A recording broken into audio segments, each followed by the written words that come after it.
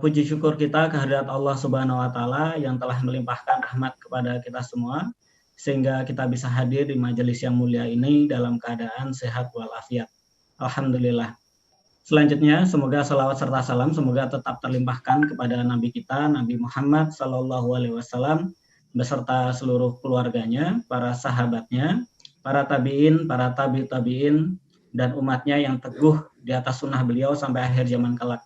Semoga kita termasuk di dalamnya. Amin.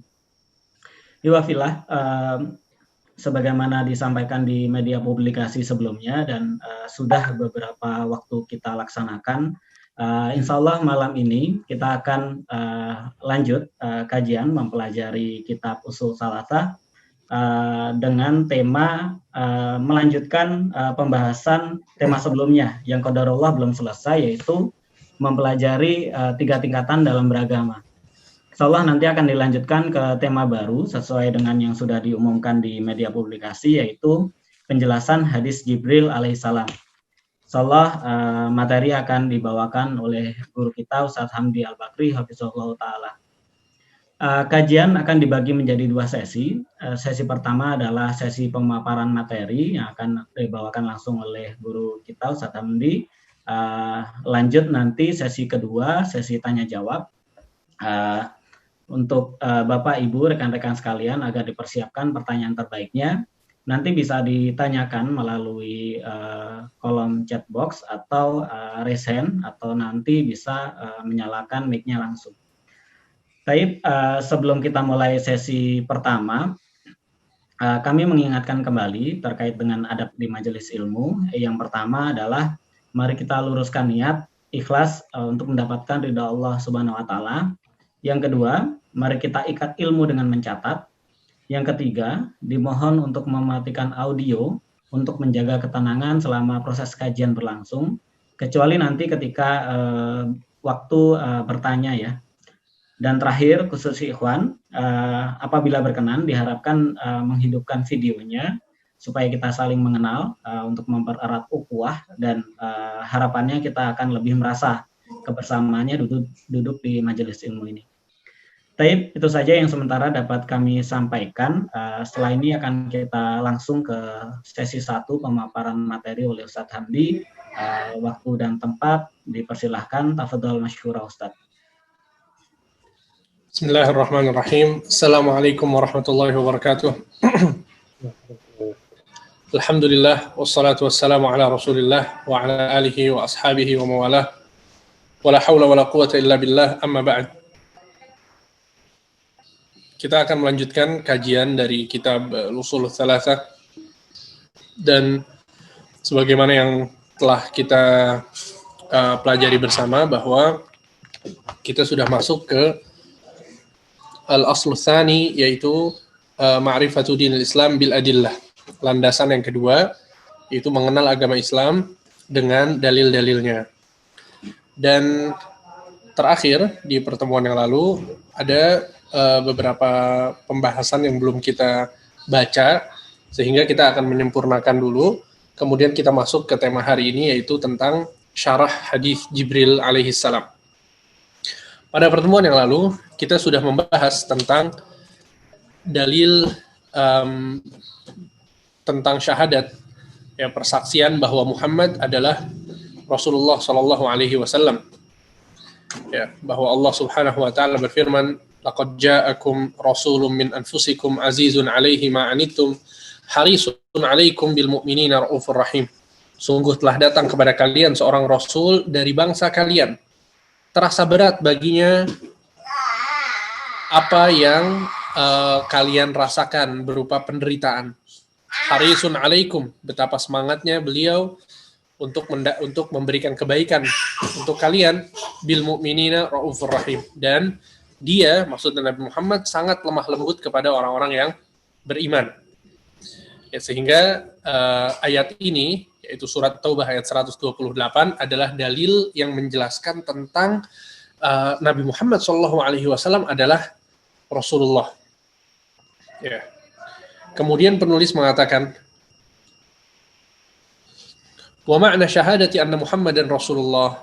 Ya, makna syahadat bahwa Muhammad adalah utusan Allah, ta'atuhu fima amar, yaitu taat kepadanya dalam segala perintahnya, wa tasdiquhu fima akhbar, dan percaya kepadanya ya, terhadap kabar-kabar yang beliau beritakan, wajtinabu ma naha anhu wa zajar, dan menjauhi apa-apa yang dilarang oleh beliau, wa alla yu'badallah illa bima syara', dan senantiasa beribadah kepada Allah sesuai dengan apa yang beliau syariatkan. Ya. Jadi ini adalah makna dari syahadat bahwa Nabi Muhammad adalah utusan Allah, dan ini sudah kita bahas pada pertemuan yang lalu.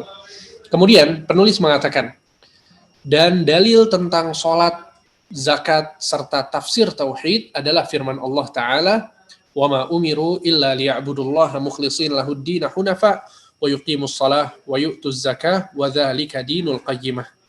Ya, Allah berfirman dalam surat Al-Bayyinah ayat 5, dan tidaklah mereka diperintahkan kecuali untuk beribadah kepada Allah secara ikhlas. Ya, kecuali untuk beribadah kepada Allah secara ikhlas. Wa yuqimus shalah, mereka mendirikan salat, wa yu'tuz zakah, dan menunaikan zakat. Wa dzalika dinul qayyimah, dan itu adalah agama yang lurus. Ya, sehingga penulis di sini menyebutkan dalil satu persatu dari rukun Islam. Ya, dari mulai syahadat, 2 kalimat syahadat, kemudian di sini Nabi SAW, di sini penulis menyebutkan tentang dalil salat dan zakat. Ya. Kemudian beliau mengatakan, dan dalil tentang puasa adalah firman Allah, ya ayyuhalladzina amanu kutiba alaikumus shiyam kama kutiba alal ladzina min qablikum la'allakum tattaqun. Wahai orang-orang yang beriman, telah diwajibkan atas kalian puasa sebagaimana diwajibkan atas orang-orang sebelum kalian berpuasa. Ya la'allakum tattaqun, agar kalian bertakwa kepada Allah. Surat Al-Baqarah ayat 183. Kemudian penulis mengatakan, wa dalil haji qauluhu ta'ala, dan dalil tentang haji adalah firman Allah Ta'ala, walillahi 'alan nasi hajjul baiti man istata'a ilaihi sabila wa man kafara fa innallaha ghaniyun 'anil 'alamin. Ya, dan sungguhnya wajib bagi manusia untuk haji ya, ke Baitullahil Haram, dan itu dilakukan hanya untuk Allah, man istata'a ilaihi sabila, barang siapa yang mampu. Wa man kafara fa innallaha ghaniyun 'anil 'alamin, dan barang siapa yang kufur, maka sesungguhnya Allah itu maha kaya dari alam semesta ini. Surat Al-Imran ayat 97.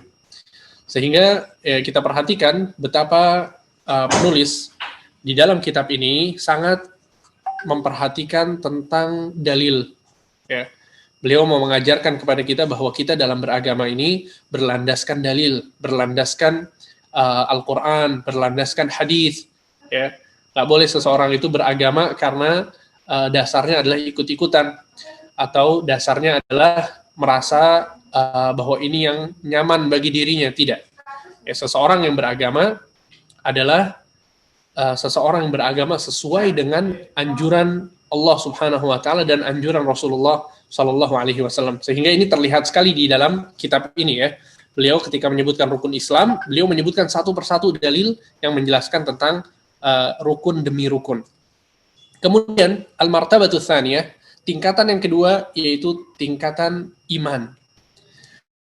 Pada pertemuan yang lalu, kalau teman-teman sekalian ingat bahwa kita menjelaskan dalam beragama itu kita terdapat 3 tingkatan. Ya, yang pertama adalah tingkatan Islam, kemudian tingkatan iman, dan tingkatan ihsan. Ya. Sehingga kita sudah menyelesaikan tentang pembahasan Islam. Kemudian kita masuk sekarang tentang penjelasan iman. Beliau mengatakan di sini al-iman wa huwa bid'un wa sab'una syu'bah. Keimanan itu memiliki 70 sekian cabang. Keimanan itu memiliki 70 sekian cabang. Yang tertinggi adalah perkataan la ilaha illallah. Dan yang paling rendah adalah ya, menyingkirkan gangguan dari tengah jalan. Wal haya'u syu'batun minal iman, dan sesungguhnya rasa malu itu bagian dari keimanan. Ya.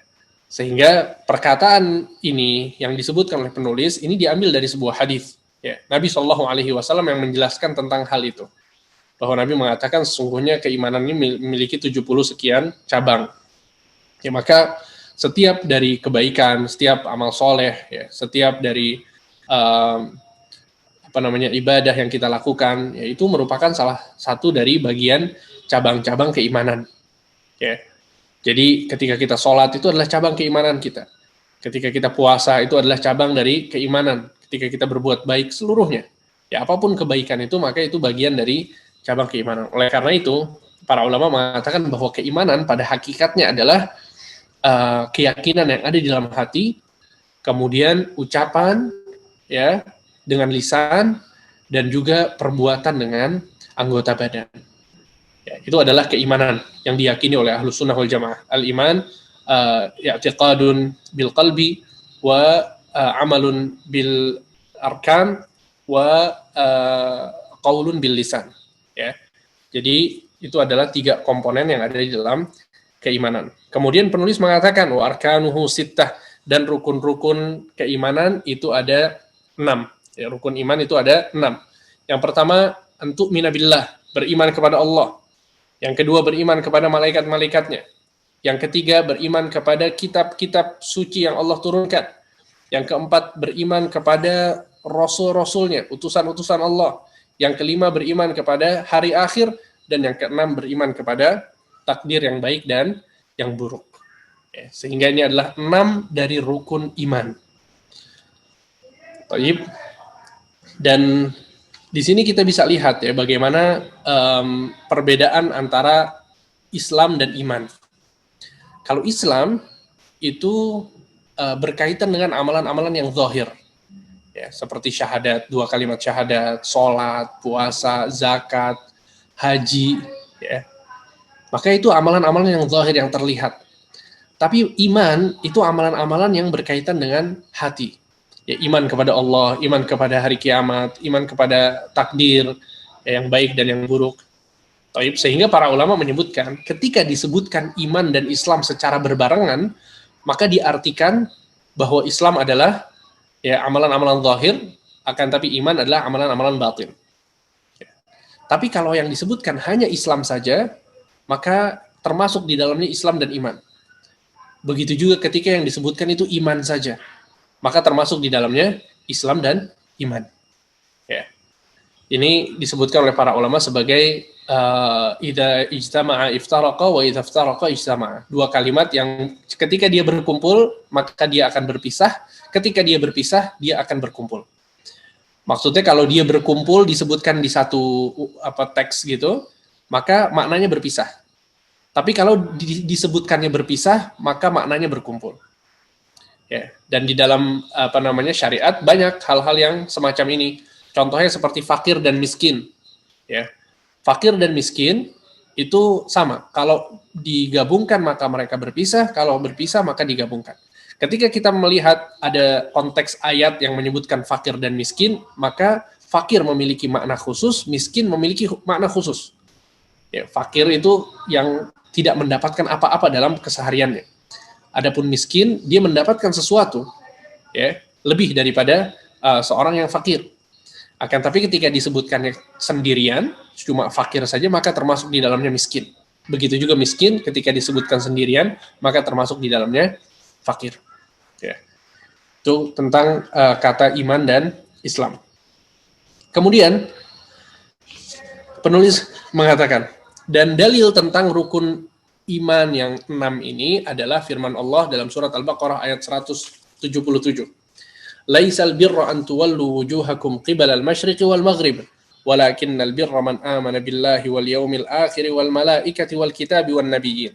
Ya, bukan kebaikan, bukan berupa kebaikan ya ketika kalian itu menghadapkan wajah-wajah kalian ke timur ataupun ke barat. Akan tapi yang merupakan kebaikan adalah ketika seseorang itu beriman kepada Allah, beriman kepada hari akhir, beriman kepada malaikat-malaikat, beriman kepada kitab-kitab, dan beriman kepada para nabi. Ya, sehingga dalam surat Al-Baqarah ayat 177 ini, Allah menyebutkan bahwa di antara kebaikan adalah beriman kepada rukun iman yang 6. Nah, ini adalah dalilnya. Kemudian kata penulis, wa dalil qadar qauluhu ta'ala, dan dalil yang menjelaskan tentang iman kepada takdir adalah firman Allah, inna kulla syai'in khalaqnahu biqadar. Sesungguhnya segala sesuatu kami ciptakan dengan takdir. Ya, segala sesuatu kami ciptakan dengan takdir. Itu adalah tingkatan yang kedua. Kemudian tingkatan yang ketiga yaitu al-martabatus tsalitsah al-ihsan. Ya. Yang tingkatan yang ketiga yang paling puncak dari agama seseorang adalah al-ihsan. Apa itu al-ihsan? Al-ihsan adalah kata penulis di sini ruknun wahid, dia memiliki satu rukun saja. Wa huwa an ta'budallah ka'annaka tarah fa in lam takun tarah fa innahu yarak. Yaitu engkau menyembah Allah seakan-akan engkau melihat Allah. Fa in lam takun tarah fa innahu yarak. Kalau engkau tidak bisa melihat Allah, maka engkau meyakini bahwa Allah melihatmu.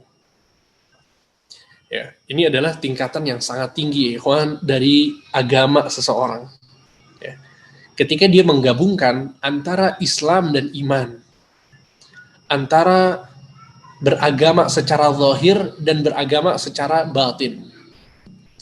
Ada sebagian orang yang hanya terlihat di luarannya saja. Ya. Dia sholat, dia puasa, akan tapi hatinya nggak sholat, hatinya nggak puasa. Maka ini seseorang yang tidak sempurna agamanya. Tapi ketika seseorang itu bisa beribadah kepada Allah, ya, dengan meyakini bahwa Allah melihatnya dan dia berusaha keras untuk memperbaiki ibadahnya, maka orang yang seperti ini dia sudah sampai kepada derajat ihsan. An ta'budallah ka'annaka tarah fa illam takun tarah fa innahu yarak. Yaitu engkau beribadah kepada Allah dengan melihat Allah. Kalau nggak bisa melihat Allah, maka engkau yakin bahwa Allah melihatmu. Ya. Maka ini adalah derajat yang paling tinggi dari agama seseorang. Kemudian beliau penulis menyebutkan dalil tentang ihsan. Ya, dalilnya adalah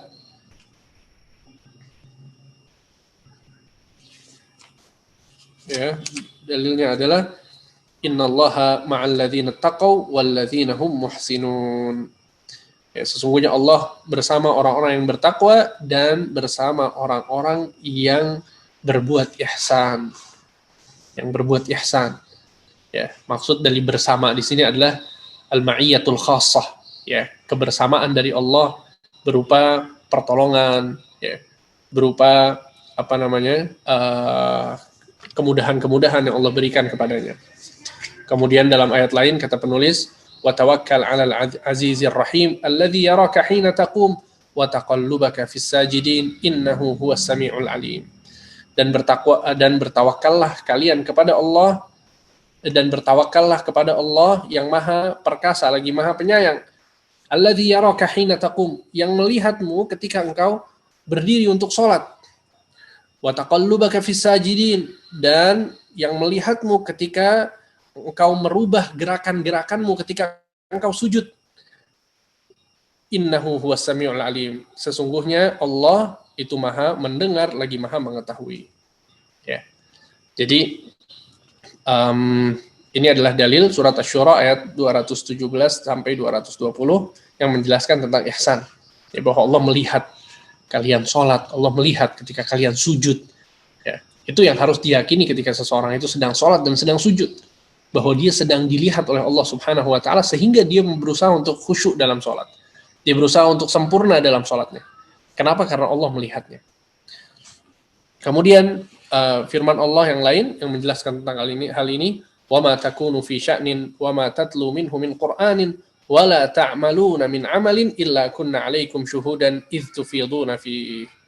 Ya, kata Allah Subhanahu wa Ta'ala, dan tidaklah kalian berada dalam suatu keadaan, dan tidaklah kalian membaca suatu ayat dari Al-Qur'an, dan tidaklah kalian mengerjakan suatu pekerjaan melainkan kami menjadi saksi atas kalian saat kalian melakukannya. Maksudnya Allah menyaksikan segala ibadah yang kita lakukan. Sehingga keyakinan bahwa Allah sedang melihat kita ketika kita beribadah, kemudian ibadah kita kita sempurnakan, ini adalah derajat yang paling tinggi dalam beragama, yaitu ihsan. Kemudian penulis mengatakan wad dalilu minas sunnah, dan dalil dari as-sunnah, maksudnya dari hadis-hadis Nabi SAW adalah hadis Jibril al-masyhur, yaitu hadis Jibril yang masyhur, yang terkenal, ya, dari Umar bin Khattab radhiyallahu anhu, bahwa Umar mengatakan, ya, bainama nahnu julusun inda Rasulillah sallallahu alaihi wasallam.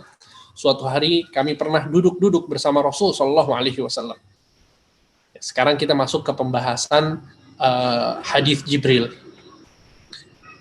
Jadi Umar, hadis ini adalah konteksnya cerita dari Umar radhiyallahu anhu arda. Dan hadis ini sangat penting untuk kita pelajari, ya ikhwan. Kenapa? Karena hadis ini disebutkan oleh para ulama bahwa hadis ini adalah ummus sunnah, ibunya sunnah. Sebagaimana Al-Fatihah adalah ummul Quran, ibunya Al-Quran. Apa maksudnya? Maksudnya adalah Al-Fatihah surat yang paling agung di dalam Al-Quran. Ya, oleh karena itu kita diperintahkan untuk baca setiap rakaat, dan maknanya sangat dalam. Isinya adalah pengagungan kepada Allah, isinya adalah pokok dalam beragama. Itu surat Al-Fatihah. Begitu juga dengan hadis Jibril. Hadis Jibril ini adalah hadis yang menjelaskan tentang pokok agama Islam. Kalau kita mau tahu tentang agama Islam, maka pelajari hadis Jibril. Ya. Umar bin Khattab mengatakan, suatu hari kami pernah duduk bersama Rasul sallallahu alaihi wasallam. Suatu hari kami pernah duduk bersama Rasul sallallahu alaihi wasallam. Kemudian tiba-tiba ada seorang lelaki, ittala alaina rajulun syadidu bayadus thiyab syadidu sawadi syar. Tiba-tiba ada seorang lelaki datang, ya, pakaiannya sangat putih bersih dan rambut dan jenggotnya sangat hitam. Ya. Untuk bisa lihat bagaimana seorang yang datang ini dalam keadaan bersih, dalam keadaan tampan gitu ya, rapi keadaannya. Kemudian la yura alaihi atharu safar wa la ya'rifuhu minna ahad. Kata Umar bin Khattab, orang ini tidak terlihat sama sekali bekas safar. Ya, tidak terlihat bekas safar. Wa la ya'rifuhu minna ahad, dan satu pun di antara kita tidak ada yang mengenal orang ini. Ya, ini satu hal yang menakjubkan bagi Umar, ya. Jadi di zaman dahulu, ya, di antara kalangan para sahabat, kalau ada orang yang tidak dikenal, pasti dia adalah orang yang baru saja bersafar. Tapi yang jadi masalah, ini orang tidak dikenal. Tapi tidak ada bekas safarnya. Malah dia pakai baju putih bersih, kemudian rambutnya, jenggotnya itu hitam. Ya. Seakan-akan dia adalah orang yang tinggal di Madinah. Maka kemudian kata Umar bin Khattab, hatta jalasa ilan Nabi sallallahu alaihi wasallam. Kemudian dia pun duduk di hadapan Nabi sallallahu alaihi wasallam. Fa asnada rukbatayhi ila rukbatayhi. Orang ini menempelkan kedua lututnya kepada kedua lutut Nabi. Antum bisa bayangkan, ya, ada seseorang yang tidak dikenal, pakaiannya putih, rambutnya hitam, jenggotnya hitam, kemudian duduk di hadapan Nabi, tiba-tiba datang seperti itu dan meletakkan kedua lututnya di hadapan lutut Nabi. Ya, para ulama ada yang mengatakan bahwa duduknya itu seperti seseorang duduk iftirash, ya, ketika dia duduk di antara dua sujud. Nah, caranya seperti itu. Jadi lututnya itu ada di bagian depan, ya, ditempelkan kepada lutut Nabi Shallallahu Alaihi Wasallam. Sebagian ulama menyebutkan bahwa ini menunjukkan betapa orang ini ingin mendapatkan ilmu dari Nabi dan betapa orang ini mendekat di majelis ilmu. Ya, dia mau bertanya tentang agama sehingga dia mendekatkan dirinya kepada Nabi SAW. Dan di antara faedah tentang baju yang bersih dan penampilan yang rapi, juga sebagian ulama mengatakan ini adalah pelajaran, ya, dari orang ini, bagaimana dia mencontohkan kepada para sahabat seorang penuntut ilmu. Ya, seorang penuntut ilmu ketika dia mau belajar, mau ketemu seorang guru untuk belajar, ya, hendaknya pakaiannya itu rapi, ya, sopan, ya, bersih, ya, sehingga dia betul-betul dalam keadaan siap untuk menerima ilmu. Kemudian kata Umar, wa wada'a kaffaihi ala fakhidaihi. Dia pun meletakkan kedua tangannya di paha Nabi Shallallahu Alaihi Wasallam. Ya, sebagian ulama mengatakan bahwa ini menjelaskan tentang betapa orang ini ingin mendapatkan sesuatu yang penting dari Nabi. Ya, kemudian Kata Umar, waqal, orang ini mengatakan, ya Muhammad akhbirni anil Islam. Wahai Muhammad, beritahukan aku tentang Islam. Beritahukan aku tentang Islam. Nabi ditanya, apa itu Islam? Apa kata Nabi SAW? An tashhada an la ilaha illallah wa anna Muhammadan Rasulullah wa tuqimus salah wa tu'tiyaz zakah wa tasum Ramadan wa tahujjal baita in istata'ta ilaihi sabila. Kata Nabi, Islam adalah engkau bersyahadat, bersaksi bahwasanya tiada Tuhan yang berhak disembah kecuali Allah, dan bahwasanya Nabi Muhammad SAW adalah utusan Allah. Engkau melaksanakan sholat, menunaikan zakat, berpuasa Ramadan, dan berhaji jika engkau bisa. Lihat, Nabi menjelaskan tentang Islam dengan menyebutkan rukun Islam yang 5. Ini adalah dalil yang paling jelas yang menjelaskan tentang rukun Islam itu ada 5. Dalilnya adalah ini. Nabi ditanya apa itu Islam, Nabi menjawab dengan rukun Islam yang 5. Kemudian orang ini ketika dijawab oleh Nabi, orang ini mengatakan, qala shadaqta, engkau benar. Kata Umar, fa'ajibna lahu yas'aluhu wa yusaddiquh. Kami pun heran, bagaimana orang ini bertanya, ketika dijawab dia malah mengatakan engkau benar. Ya, kami terheran. Kemudian orang ini bertanya lagi, fa'akhbirni 'anil iman. Wahai Muhammad, beritahukan aku tentang iman. Qala, maka Nabi mengatakan, antu'mina billah, engkau beriman kepada Allah, wa malaikatihi wa kutubihi wa rusulihi wal yaumil akhir wa tu'mina bil qadari khairihi wa syarrih. Engkau beriman kepada Allah, kepada malaikat-malaikatnya, kepada kitab-kitabnya, kepada utusan-utusannya, kepada hari akhir, dan beriman kepada takdir yang baik dan buruk. Lagi-lagi Nabi di sini menyebutkan arti iman dengan menyebutkan rukun iman yang 6. Ya. Kemudian orang ini mengatakan, qala shadaqta, orang ini mengatakan engkau benar. Qala fa akhbirni 'anil ihsan. Kemudian orang ini mengatakan lagi, kabarkan aku, beritahukan aku tentang ihsan. Apa itu ihsan? Maka Nabi SAW mengatakan, anta'budallah ka'annaka tarah, fa illam takun tarah, fa innahu yarak. Ya, engkau beribadah kepada Allah dalam keadaan seakan-akan engkau melihatnya. Jika engkau tidak bisa melihatnya, maka sesungguhnya ia melihatmu. Ya, ini arti dari ihsan yang langsung dijelaskan oleh Nabi SAW. Taib. Kemudian kata Umar bin Khattab, qala, kemudian orang ini mengatakan lagi, fa akhbirni 'anis sa'ah. Kabarkan aku, beritahukan aku tentang hari kiamat. Maksud dari beritahukan aku tentang hari kiamat, maksudnya adalah beritahukan aku tentang kapan terjadinya hari kiamat. Apa kata Nabi SAW? Mal mas'ulu anha bi'a'lama minas sa'il. Tidaklah yang ditanya itu lebih tahu daripada yang bertanya. Maksudnya, yang ditanya tidak tahu dan yang bertanya juga tidak tahu. Ya.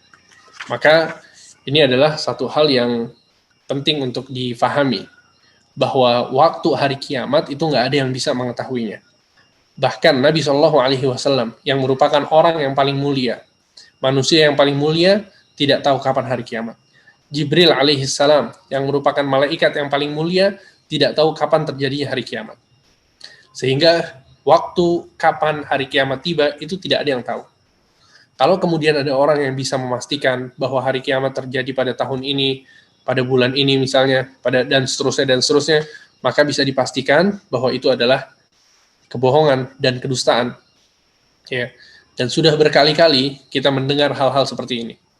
Ada yang bilang dulu tahun 1999, jam 9, lewat 9 menit, lewat 9 detik. Kemudian terakhir ada yang bilang tahun 2012. Jadi di akhir tahun 2011 itu dibuat satu ramalan, ternyata tahun 2012 bakal terjadi hari kiamat. Sampai ada filmnya, 2012 terjadi hari kiamat, dan seterusnya. ternyata nggak ada apa-apa. Ternyata nggak terjadi apa-apa. Ya, dan begitu seterusnya. Wallahi ikhwan, kita hidup sebagai muslim, kita hidup itu dengan realita, ya, bukan ramalan-ramalan yang kosong, ramalan-ramalan yang tidak berdasar sama sekali. Dan na'udzubillah min dzalik, ini menjadi kebiasaan sebagian orang setiap akhir tahun. Ya, jadi ada sebagian dukun, orang-orang yang mengaku mengetahui ilmu gaib, mereka meramalkan hal-hal yang akan terjadi di setahun ke depan. Ya, tahun depan bakal ada apa aja, dan seterusnya. Maka ini semua kebohongan, kedustaan, ini adalah perbuatan syaitan. Ya, kita nggak boleh percaya. Sekarang bayangkan, Jibril nggak tahu tentang hari kiamat, dan Nabi SAW nggak tahu tentang hari kiamat. Ya, waktunya kapan? Allah Subhanahu wa Ta'ala berfirman dalam surat Luqman ayat 34, Innallaha indahu ilmus sa'ah. Sesungguhnya hanya Allah yang mengetahui ilmu tentang hari kiamat. Maksudnya kapan hari kiamat itu ada, kapan hari kiamat itu tiba, cuman Allah yang tahu. Ya. Dan Nabi SAW ketika menyebutkan ayat ini, sebelumnya Nabi mengatakan mafatihul ghaibi khamsun. Kunci-kunci perkara gaib itu ada 5. Yang pertama yang Nabi SAW sebutkan adalah ilmu tentang waktu hari kiamat. Sehingga ilmu tentang waktu hari kiamat adalah termasuk dari bagian mafatihul ghaib. Ya, kunci-kunci perkara gaib. Maksud dari kunci-kunci perkara gaib adalah perkara gaib yang nggak mungkin diketahui oleh siapapun. Yang tahu hanya Allah Subhanahu wa Ta'ala. Alimul ghaibi wasyahadah, fala yuzhiru ala ghaibihi ahada illa man irtadahu min rasul. Sesungguhnya Allah yang maha mengetahui tentang yang gaib dan maha mengetahui tentang yang nampak. Fala yuzhiru ala ghaibihi ahada, dan Allah tidak akan menampakkan yang gaib kepada siapapun illa man irtadahu min rasul, kecuali dengan 2 syarat. Yang mungkin bisa mengetahui gaib dari manusia itu cuma 2 syaratnya. Yang pertama yang Allah ridhoi, dan yang kedua dia adalah dari kalangan rasul. Antum bayangkan, ternyata dari kalangan rasul ini tidak serta-merta mengetahui ilmu gaib. Jadi dia harus diridhoi dulu sama Allah. Maksudnya adalah ada hal-hal yang diketahui, yang Allah izinkan kepada para rasul, ada hal-hal yang Allah tidak izinkan. Oleh karena itu Nabi SAW ketika mau berperang, Nabi itu pakai baju perang. Pakai baju besi. Kenapa? Karena Nabi SAW nggak tahu tentang yang gaib. Masa depannya seperti apa. Nanti ketika peperangan bakal bahaya atau enggak. Seperti apa nanti Nabi nggak tahu. Nabi SAW sebelum masuk ke perang Badar, Nabi SAW mengangkat kedua tangannya dengan sangat tinggi. Nabi SAW mengatakan, Allahumma intuhlak hadhil isabah lan tu'bada fil ard. Ya Allah, jika pasukan ini dikalahkan, maka engkau tidak akan disembah lagi. Allahumma anjiz ma wa'adtani, Allahumma a'ti ma wa'adtani. Ya Allah, berikan apa yang engkau janjikan kepadaku, maksudnya kemenangan. Nabi SAW sangat khusyuk dalam berdoa, sampai Abu Bakar As-Siddiq radhiyallahu anhu ardah mengangkat selendang Nabi yang jatuh. Jadi bajunya Nabi itu saking ngangkat tangannya tinggi, bajunya Nabi jatuh, diangkat sama Abu Bakar. Kemudian Abu Bakar mengatakan, kafaka munasyadatuka li rabbik. Cukup sudah engkau berdoa kepada Tuhanmu. Ya, sesungguhnya Allah akan mengabulkan untukmu apa yang engkau inginkan. Sehingga di sini Nabi SAW seorang Nabi, tapi Nabi nggak tahu apakah dia bakal menang atau kalah melawan orang kafir. Sehingga ini menjelaskan bahwa Nabi SAW itu nggak tahu tentang ilmu gaib. Ya, pada asalnya Nabi nggak tahu ilmu gaib. Tapi ada hal-hal yang diberitahukan oleh Allah. Ya, sehingga Nabi SAW diberitahukan tentang kisah-kisah Nabi Yusuf misalnya, tentang kisah Maryam, tentang kisah orang-orang umat terdahulu. Kemudian Nabi juga diberitahukan oleh Allah tentang kisah-kisah yang akan terjadi nanti di akhir zaman. Ya, tanda-tanda hari kiamat. Kemudian seperti apa Nabi Isa ketika turun nanti, seperti apa Dajjal nanti, seperti apa Ya'juj dan Ma'juj, kemudian di surga dan di neraka seperti apa, Nabi bercerita, mengatakan dalam hadis-hadisnya. Karena itu adalah hal-hal gaib yang diberitahukan oleh Allah kepada Nabi Muhammad. Ya, jadi maksudnya adalah Nabi aja nggak tahu tentang masa depan, tentang gaib. Ya, maka apalagi kemudian kalau ada orang yang mengaku bahwa dia tahu. Kemudian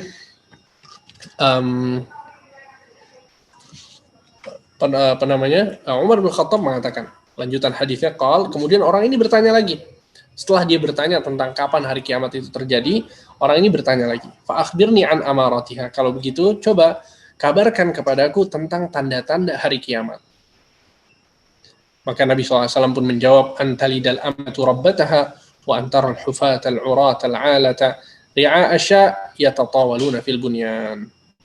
Ya, ketika tanda-tanda hari kiamat adalah ketika seorang budak perempuan melahirkan majikannya.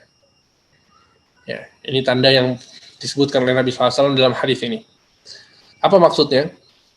Seorang budak perempuan melahirkan majikannya. Maksudnya adalah bahwa nanti di akhir zaman itu akan tersebar perbudakan sebagaimana tersebarnya di zaman dahulu. Ya, ketika perbudakan itu tersebar, maka sampai-sampai nanti ya seorang yang merdeka itu menggauli budak perempuan dan itu dibolehkan. Akhirnya terlahirlah anak dari budak perempuan ini. Dan anak dari budak perempuan ini, dia adalah anak yang merdeka. Karena ayahnya merdeka, bukan budak. Sehingga si ibu, budak perempuan, melahirkan anak yang merdeka. Ya. Sehingga anaknya ini menjadi sayyid untuk ibu ini. Menjadi, majikan untuk ibu ini. Ya. Sebagian ulama juga menyebutkan bahwa ini adalah kiasan dari uququl walidain. Ya, jadi, durhaka kepada ibu, kepada orang tua nanti di akhir zaman. Tayyib. Jadi seakan-akan ibu yang melahirkannya itu seperti budak, disuruh-suruh, kemudian apalagi naudzubillah dihinakan dan seterusnya. Dan ini termasuk uququl walidain. Ya, naudzubillah min dzalik. Dan ini sangat berbahaya ya. Nabi SAW mengatakan la yadkhulul jannata al-'aq, tidak akan masuk surga seorang anak yang durhaka. Ya, sehingga durhaka kepada orang tua adalah dosa besar yang membahayakan pelakunya. Kemudian Nabi SAW menyebutkan tanda hari kiamat yang kedua. Kata Nabi, wa antarul hufatal uratal alata ri'a asya yatatawaluna fil bunyan. Di akhir zaman nanti, kata Nabi, di antara tanda-tanda hari kiamat adalah akan ada orang-orang yang al-hufah. Al-hufata itu artinya orang-orang yang tidak beralas kaki. Al-urah yang tidak memakai pakaian. Al-alah orang yang fakir, miskin. Ri'a asya, dia adalah penggembala kambing. Lihat, ini adalah 4 sifat untuk orang yang miskin, sangat miskin. Ya, dia nggak pakai sendal, bajunya pun compang-camping begitu bisa dikatakan. Kemudian dia adalah orang yang fakir dan dia adalah penggembala kambing. Apa kata Nabi? Apa yang mereka lakukan? Ya tatawaluna fil bunyan. Mereka berlomba-lomba untuk meninggikan bangunan-bangunan mereka. Ya. Untuk bisa bayangkan. Sehingga para ulama menyebutkan maksudnya adalah bahwa mereka, orang-orang yang seperti ini, di akhir zaman, itu mereka menjadi orang-orang yang kaya, yang memiliki harta, memiliki kekuasaan, sehingga mereka bisa membangun bangunan yang sangat tinggi. Bahkan mereka berbangga-bangga dan berlomba-lomba untuk meninggikan bangunan mereka. Ya. Sebagian ulama juga menyebutkan bahwa maksudnya bukan cuma bangunan yang ditinggikan, akan tapi bangunan yang diluaskan, kemudian di dalam satu bangunan itu banyak banyak tempatnya. Ya, seperti tipikal rumah zaman sekarang, ya beda dengan tipikal rumah zaman Nabi SAW. Rumah Nabi SAW itu cuma ada 2 ruangan.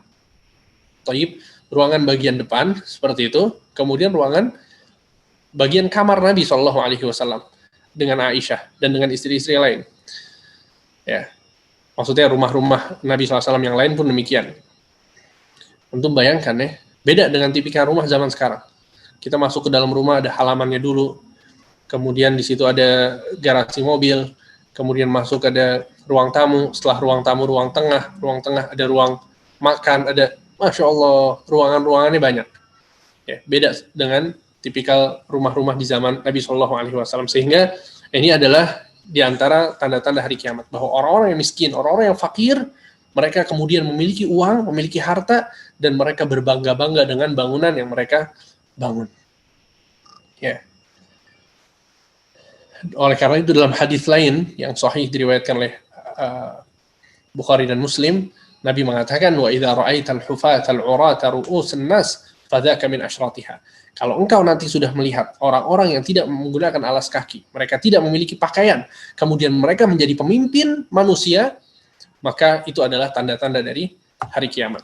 Ya, jadi yang tadinya orang miskin, yang tadinya orang fakir, kemudian dia menjadi pimpinan, kemudian dia menjadi bos, ya, jadi orang kaya, ya, sehingga mereka pun kemudian kata Nabi, dzaka min asyratiha, itu adalah bagian dari tanda-tanda hari kiamat. Dan yang perlu kita ketahui adalah bahwa tidak semua tanda-tanda hari kiamat itu merupakan keburukan dan dosa. Bisa jadi tanda hari kiamat adalah keburukan. Bisa jadi tanda hari kiamat adalah kebaikan. Bisa jadi tanda hari kiamat adalah bukan keburukan dan bukan kebaikan. Ya. Contoh tanda hari kiamat yang keburukan adalah seperti datangnya Dajjal misalnya. Tersebarnya zina, tersebarnya orang-orang yang biduan-biduan wanita, ya, kemudian khamar dan seterusnya, itu tanda-tanda hari kiamat. Maka ini sebuah keburukan. Ya. Dan terkadang tanda hari kiamat adalah sebuah kebaikan. Contohnya seperti diutusnya Nabi Muhammad SAW. Karena diutusnya Nabi Muhammad adalah tanda dekatnya hari kiamat. Ya. Nabi SAW mengatakan, ana wasa'atu kahatain. Sesungguhnya aku dengan hari kiamat itu bagaikan ini, katanya. Kemudian Nabi mengisyaratkan dengan dua jarinya. Maksudnya sangat dekat sekali jaraknya. Sehingga diutusnya Nabi Muhammad SAW adalah tanda dari tanda-tanda hari kiamat. Ya, dan itu merupakan kebaikan. Dan terkadang tanda-tanda hari kiamat bukan kebaikan dan bukan keburukan. Contohnya seperti ini, orang-orang miskin yang kemudian mereka menjadi kaya. Ya, ini tidak tercela sama sekali. Kalau kemudian ada orang miskin, orang fakir, ya, kemudian dia berusaha untuk bekerja dan dia menjadi kaya, ini bukan aib sama sekali. Ya. Baik. Sehingga maksudnya adalah bahwa tidak semua tanda-tanda hari kiamat itu berarti merupakan keburukan. Baik. Kemudian kata Umar bin Khattab, Umar bin Khattab mengatakan, qala famadha. Kemudian orang ini pergi, ya, meninggalkan kami. Ya, setelah dia bertanya tentang Islam, bertanya tentang iman, bertanya tentang ihsan, bertanya tentang hari kiamat dan tanda-tandanya, kemudian dia pun pergi. Falabithna maliyan. Kemudian setelah berselang waktu, faqal, Nabi SAW mengatakan, ya Umar, atadri manis sa'il, wahai Umar, tahukah engkau siapa yang bertanya? Maka aku menjawab, Allah wa rasuluhu a'lam. Allah dan Rasulnya lebih mengetahui. Qala hadha Jibril, atakum yu'allimukum amra dinikum. Itu adalah Jibril yang datang kepada kalian dan mengajarkan kalian urusan agama kalian. Ya, ternyata yang datang adalah Jibril untuk mengajarkan agama. Dalam riwayat lain disebutkan yu'allimukum dinakum, yang mengajarkan kalian agama kalian. Antum bisa bayangkan hadis ini sama Nabi disebut dengan agama. Karena terkandung di dalamnya faidah-faidah ilmu yang berkaitan tentang pokok dari agama Islam. Ya, sehingga sebagaimana yang Anda sebutkan tadi, bahwa seorang ulama yang bernama Ibnu Daqiq Al-Id mengatakan bahwa hadis ini, hadis Jibril, adalah ummus sunnah. Ya, ibunya sunnah, sebagaimana Al-Fatihah adalah ummul Quran. Maka dia ummus sunnah karena dia mengajarkan pokok dari agama Islam. Ya, mengajarkan tentang apa itu Islam, apa itu iman, apa itu ihsan. Dan hadis ini juga, ikhwan, di antara faidah yang bisa kita petik adalah betapa sering ilmu itu tersebar, sebabnya adalah sebuah pertanyaan. Betapa sering ilmu itu tersebar, sebabnya adalah sebuah pertanyaan. Oleh karena itu, sebagian ulama mengatakan husnus su'al nisful ilm. Sesungguhnya pertanyaan yang baik, pertanyaan yang bagus adalah setengah dari ilmu. Ya, jadi ketika seseorang itu bisa bertanya dengan baik, maka dia akan mendapatkan ilmu yang banyak. Apa maksud bertanya dengan baik di sini? Yaitu bertanya dengan memperhatikan adab-adab bertanya. Ya, adab-adab bertanya. Bertanya dengan sesuatu yang penting, dengan sesuatu yang memang dibutuhkan. Ya, bertanya sebabnya adalah karena dia mau mengamalkan, bukan mau mendebat seseorang atau mau mendebat ustadznya misalnya, ya, atau mau terlihat dia hebat di antara teman-teman pengajian yang lain, bahwa dia pemahamannya lebih dalam daripada yang lain. Ya, maka ini penting sekali untuk diperhatikan. Ya, kita lihat bagaimana Jibril mengajukan beberapa pertanyaan kepada Nabi. Niatnya untuk apa? Niatnya adalah agar tersebar ilmu dari Rasulullah SAW.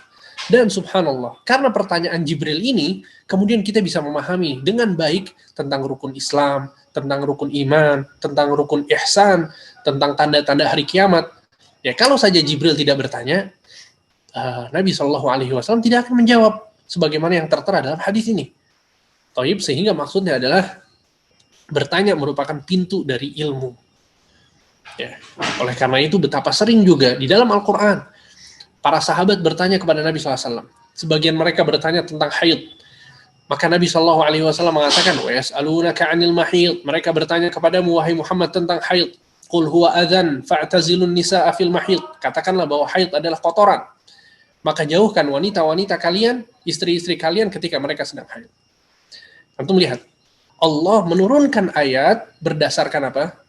Berdasarkan pertanyaan dari sahabat-sahabat Nabi kepada Nabi.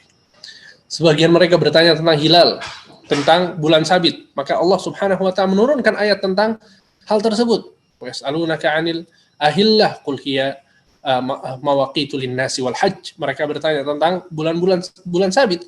Maka jawablah wahai Muhammad, sesungguhnya itu adalah mawaqitu lin-nas, ya, sebagai penentu waktu manusia dan penentu waktu haji.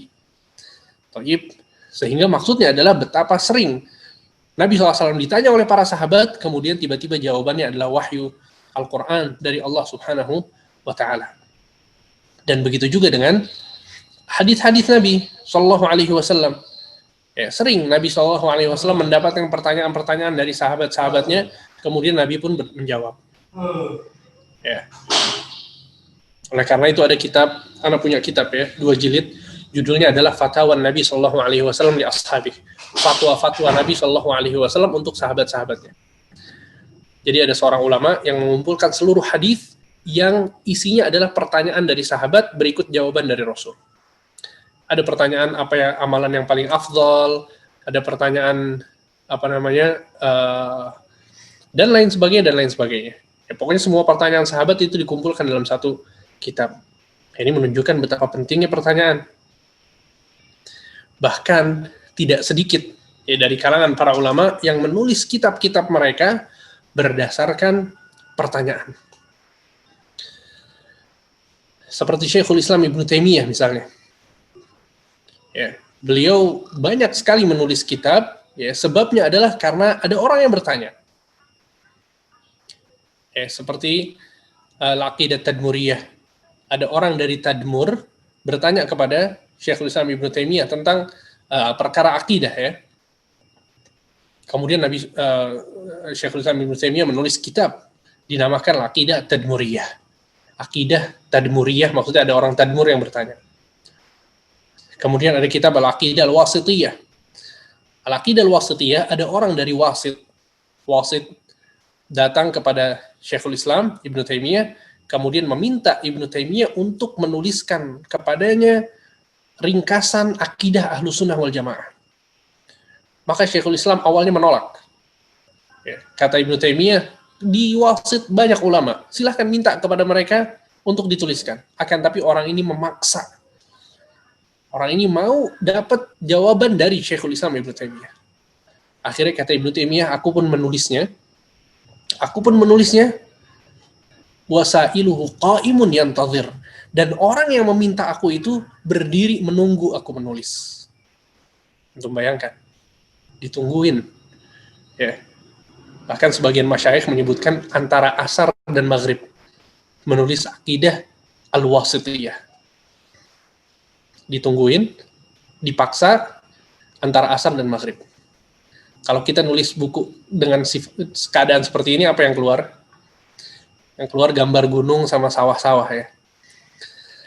Ibnu Taimiyah yang keluar adalah kitab Aqidah Wasatiyah. Ya ikhwan, kitab ini dipelajari di universitas-universitas Islam dunia. Dipelajari di Masjid Nabawi sama para ulama, dipelajari di Masjidil Haram, dibuat kitab-kitab syarah untuk kitab ini, penjelasan ulama untuk kitab ini. Luar biasa. Isinya ayat hadis, ayat hadis, ayat hadis.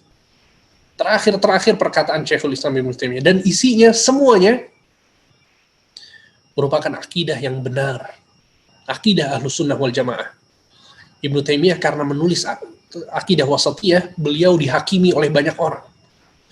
Ya, dicaci maki karena dituduh bahwa beliau telah menyelisihi kebanyakan kaum muslimin di zamannya.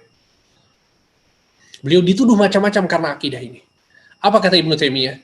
Kata Ibnu Taimiyah, silahkan dari apa yang aku tulis, silahkan keluarkan satu kalimat, satu statement di dalam kitab ini yang menyelisihi Al-Quran dan Sunnah dan pemahaman para salaf. Satu statement saja, aku beri kalian waktu selama 3 tahun. Sampai kalian menemukan mana bedanya antara buku ini, statement di buku ini, dengan pemahaman para salaf. 3 tahun dikasih waktu. Datang muridnya Ibnu Qayyim, kata Ibnu Qayyim apa? Jangan 3 tahun. Kita tunggu sampai hari kiamat. Dan subhanallah sampai sekarang nggak ada satu pun orang yang bisa menyebutkan bahwa salaf tidak sesuai dengan apa yang dituliskan oleh Syekh Ibnu Taimiyah dalam kitabnya Aqidah Wasatiyah. Ya, karena itu para ulama sangat menganjurkan sekali para penuntut ilmu untuk membaca kitab ini dan mempelajari kitab tersebut. Dan lagi-lagi kitab ini tidaklah ditulis kecuali karena apa? Karena sebuah pertanyaan. Ya, jadi betapa pentingnya pertanyaan. Ya, sehingga seorang itu perlu mempelajari adab-adab bertanya, karena itu adalah pintu dari ilmu gitu ya. Sehingga penting untuk kita pahami. Taib, mungkin hanya itu yang bisa disampaikan. Semoga apa yang disampaikan bermanfaat. Dan insyaallah kita lanjutkan pada pertemuan yang akan datang. Dan kalau ada yang mau bertanya, Anda persilahkan. Alhamdulillah, jazakallahu khairan Ustadz atas materi yang disampaikan. Insyaallah sangat banyak faedah yang dapat kita petik dari penjelasan Ustadz malam ini. Selanjutnya kita masuk ke sesi kedua, yaitu sesi tanya jawab. Nanti kita akan selang-seling pertanyaan yang melalui kolom chat box, kemudian kita lanjutkan ke pertanyaan langsung. Yang pertama, kami akan membacakan pertanyaan yang bertanya melalui kolom chat. Yang pertama, Assalamualaikum Ustadz, jazakallahu khairan atas ilmu yang diberikan. Izin bertanya, dalam riwayat hadis Jibril tersebut, seakan-akan para sahabat tidak bertanya-tanya. Apakah ini termasuk adab sami'na wa ta'na? Jazakallahu khairan Ustadz. Wallahu alam, tidak bertanya-tanya apa maksudnya ya? Mungkin maksudnya, jadi kan komunikasi dengan malaikat Jibril cukup panjang Ustadz. Jadi mungkin sahabat yang ada di sekitar itu hanya mendengarkan saja gitu. Jadi tidak bertanya saat komunikasi itu sedang berlangsung. Iya. Betul ya. Itu bisa jadi seperti itu. Bahwa sahabat-sahabat itu mereka adalah orang-orang yang beradab sehingga mereka mau mendengarkan apa yang Nabi SAW katakan. Kemudian satu sisi yang subhanallah ini mengingatkan Anda untuk menceritakan satu hal, bahwa sebagian ulama menyebutkan bahwa ketika orang ini duduk di hadapan Nabi, menempelkan lututnya dengan lutut Nabi, kemudian dia meletakkan kedua tangannya di atas paha Nabi, sebagian ulama menyebutkan bahwa malaikat Jibril sengaja mau menunjukkan bahwa dia seakan-akan adalah orang Arab Badui. Ya. Dan orang Arab Badui itu orang-orang yang adabnya itu kurang. Karena dia nggak tinggal di kota, dia tinggalnya itu di di padang pasir sama onta sama kambing gitu ya. Jadi jarang berinteraksi sama orang-orang, jarang berinteraksi sama seorang nabi, seorang pemuka, seorang tokoh, sehingga dia nggak belajar adab gitu ya. Dan disebutkan ya ikhwan, bahwa sahabat-sahabat Nabi itu mereka senang sekali ketika ada Arab Badui yang datang bertanya kepada Nabi. Kenapa? Karena bakal banyak ilmu yang bakal keluar dari Nabi SAW. Soalnya orang-orang Arab Badui ini mereka nggak punya adab dalam bertanya. Mereka bakal nanyain apa aja. Mungkin sebagian sahabat malu untuk menanyakan ke Nabi, tapi orang Arab Badui ini nggak bakal malu. Sehingga akhirnya sahabat-sahabat ini mendapatkan ilmu ya. Nah, karena teringat dengan penjelasan ini sehingga bisa jadi sahabat-sahabat ini diam karena mereka senang dapat ilmu baru gitu kan. Wallahu a'lam. Barakallahu fikum Ustaz. Taib, untuk pertanyaan kedua, kami berikan kesempatan kepada penanya langsung. Fadol, apabila ada yang ingin bertanya. Taib, apabila belum, kita ke pertanyaan tertulis, karena Masya Allah ini pertanyaan cukup banyak Ustaz. Kita ke pertanyaan kedua. Assalamualaikum Ustaz, apakah ada hubungan antara ihsan dengan ikhlas? Apakah ihsan tidak akan tercapai tanpa ikhlas? Syukron, jazakallahu khairan. Taib. Ya, pertanyaannya bagus, Masya Allah ya. Ya jelas bahwa ihsan itu nggak mungkin bisa mendapatkan derajat ihsan kecuali dengan ikhlas. Sama halnya dengan keimanan. Ya, ketika seseorang itu berusaha untuk beriman kepada Allah, maka itu tidak mungkin bisa dicapai kecuali dengan keikhlasan. Begitu juga dengan keislaman seseorang, itu tidak mungkin bisa dicapai kecuali dengan keikhlasan. Ya, karena ikhlas adalah kunci dari seluruh amalan. Ya, kunci dari seluruh amalan. Apalagi ketika kita bicara tentang ihsan, maka tentu ihsan dibutuhkan keikhlasan.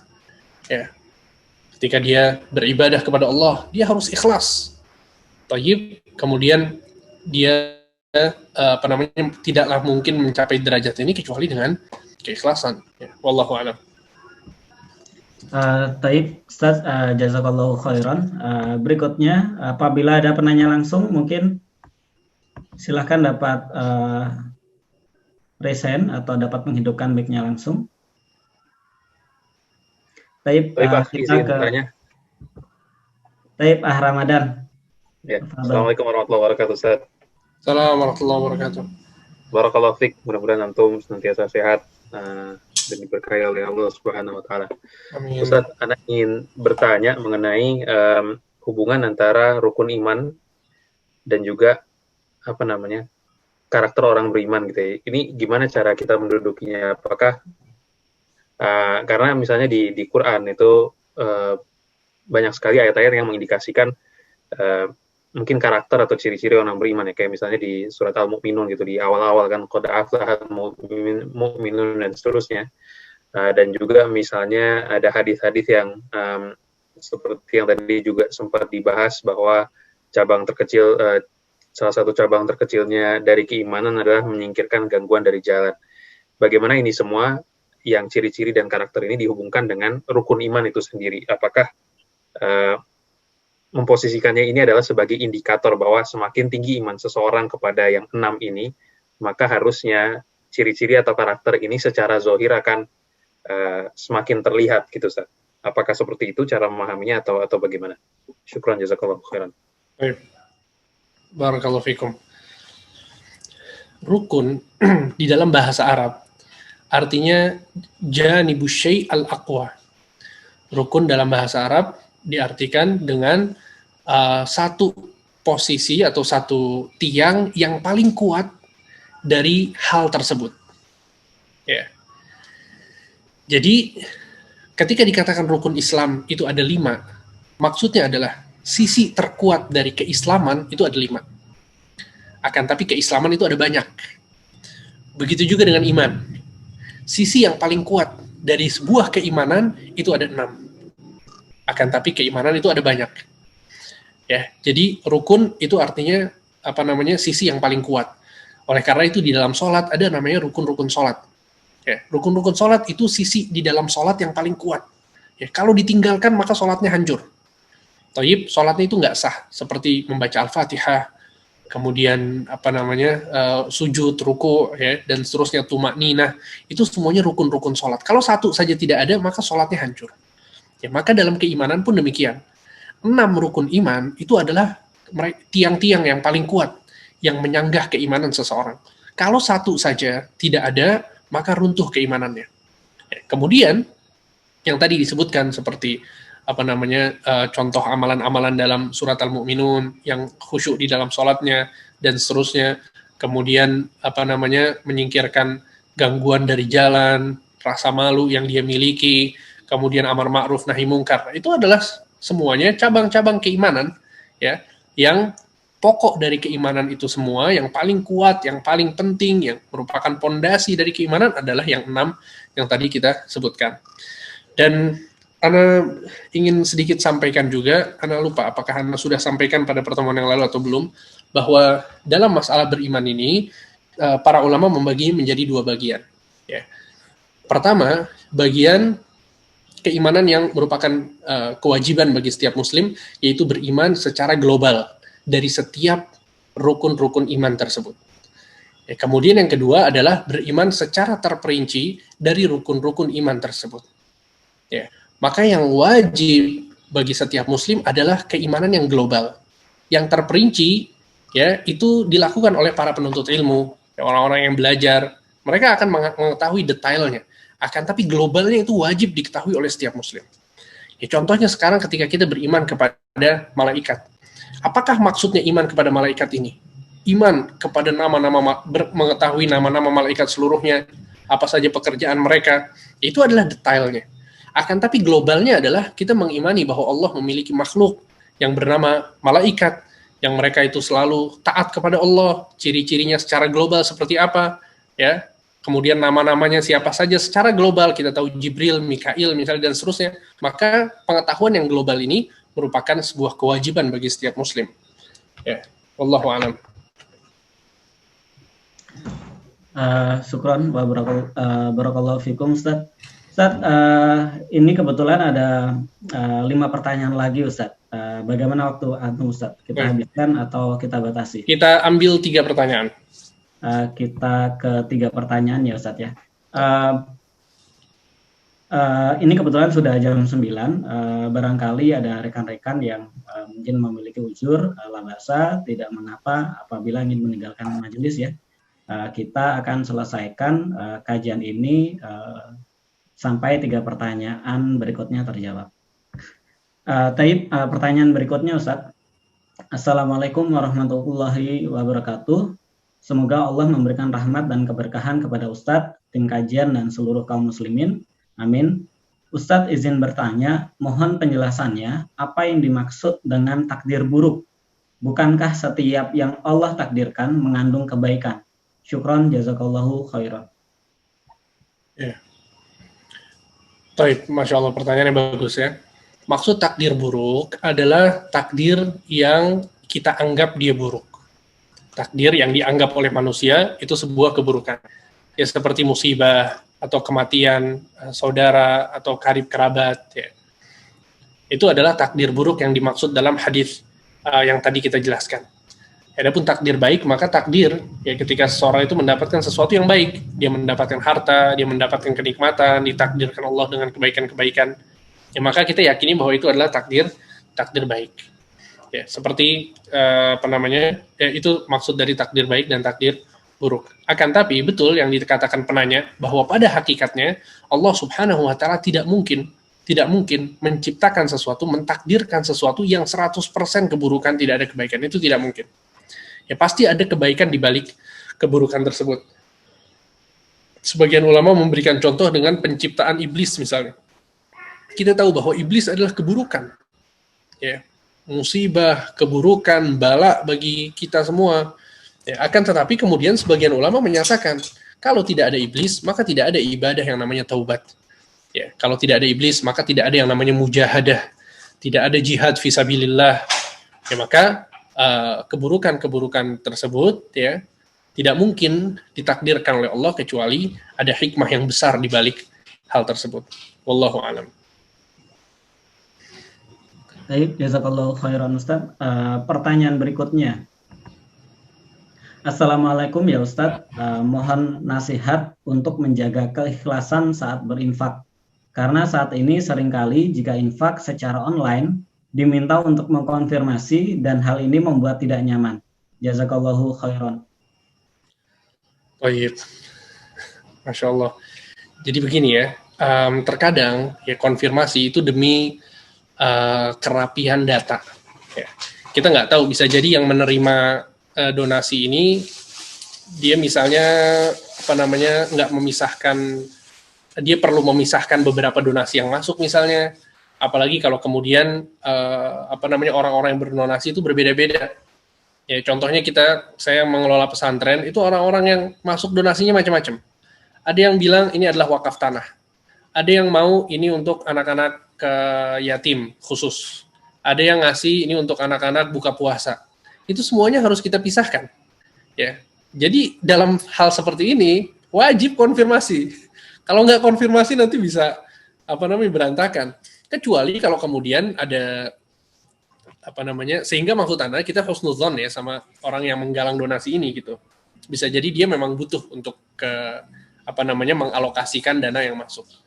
Dan ya akhi barakallahu fik, ya, keikhlasan itu akan selalu diganggu oleh iblis, oleh syaitan. Ya. Jadi dalam keadaan apapun kita akan selalu diganggu oleh iblis dan kewajiban kita adalah melawannya. Contoh sekarang ketika kita mau sholat di masjid misalnya. Sholat di masjid adalah kewajiban. Ya.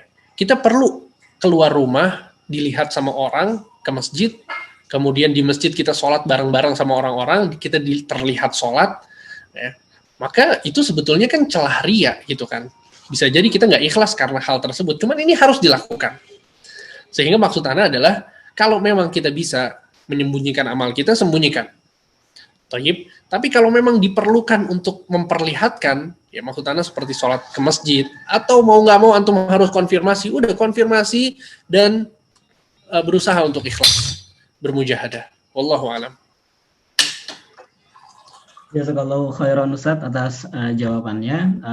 Berikutnya adalah pertanyaan terakhir untuk sesi kedua malam ini. Kami meminta maaf kepada penanya yang lain apabila malam ini belum terjawab. Semoga nanti kita bisa jawab, kita bisa bahas di pertemuan berikutnya. Pertanyaan terakhir, Assalamualaikum Ustadz. Sebagaimana yang Ustadz jelaskan, pertanyaan itu dapat membuahkan ilmu dan bagaimanakah kita sewajarnya dalam bertanya? Soalnya jika terlalu banyak bertanya, maka akan menghancurkan diri sendiri sebagaimana kaum terdahulu. Baik. Masya Allah, pertanyaan yang bagus ya. Nabi SAW mengatakan dalam hadis yang sahih, innama ahlaka man kana qablakum kathratu masailihim wa ikhtilafuhum ala anbiya'ihim.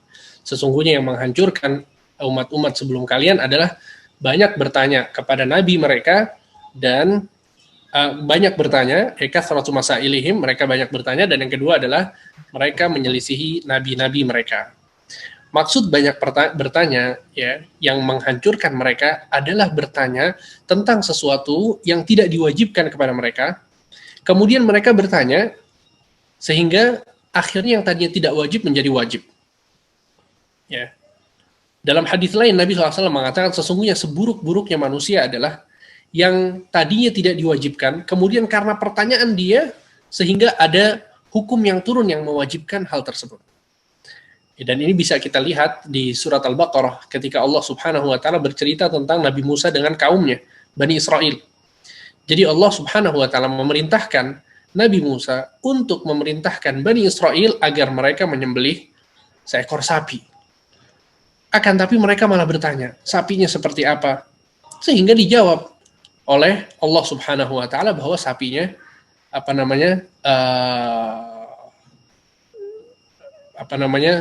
sapinya itu dengan spesifikasi tertentu. Kemudian ditanya warnanya seperti apa? Dijawab oleh Allah, warnanya berwarna kuning.